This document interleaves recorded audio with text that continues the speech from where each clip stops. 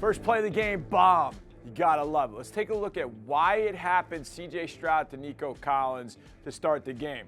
What's interesting about this is how the Texans go about this and set this up. They come out in 13 personnel, 1 back and 3 tight ends here. So 13 personnel, and you can see the Colts are in their base alignment. And when they would go with their base alignment with 3 linebackers here, they would put Kenny Moore out at the corner and take him away from the nickel spot. Now, when they went nickel, they would just take one of these linebackers out. He would step into the nickel. They would bring in another cornerback, number 40, Jalen Jones. So one thing to take a look at here, and I noticed this as I saw this, watch these 2 guys right here. They've got a lone receiver over here. It's Nico Collins, okay? So there should be some communication between these 2 of how they're going to cover Nico. And you can watch them from the beginning here. Look at Juju Brents is giving him some kind of signal like, hey, like I love you or whatever. He's giving him a signal. And look, they're kind of communicating back and forth. And I bring these 2 up, and I'll show you why I'm bringing them up in just a second. So now he's giving another signal when Dalton moves over here, okay? This is a max protect 2-person route.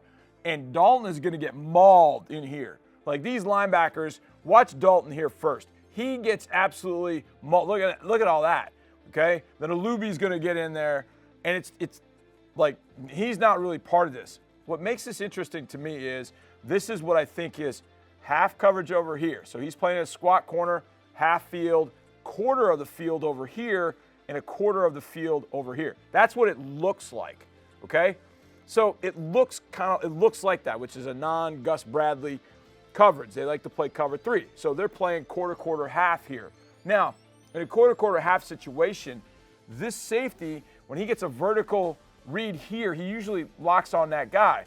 But then Dalton cuts over here, he should help on this. Nick Cross is nowhere to be found. So I don't know if this is the change he makes here.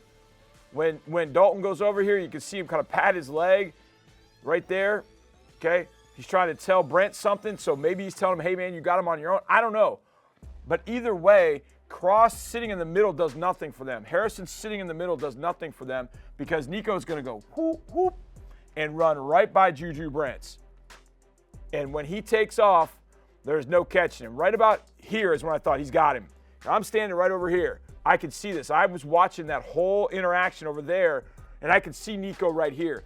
I just didn't know whether CJ was going to have time to get the ball off, but I can see Nico right on Brents from all the way over there. And I know, throw it.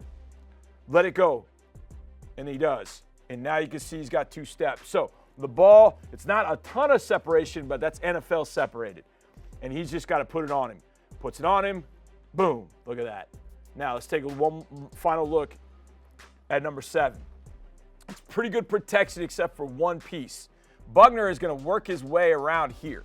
Somehow he gets all the way around kind of this mesh. So he's doubled here, double here. Good job on the edges here. Okay, but Buckner's just like, I'm going to run around.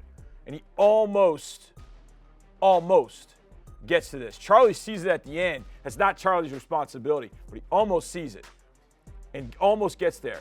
Well, Buckner almost gets there too as CJ delivers a dime. Look at this throw. Good Lord Almighty. Throw, catch, 7 points, win a division, baby. Wasn't it nice? Sure was.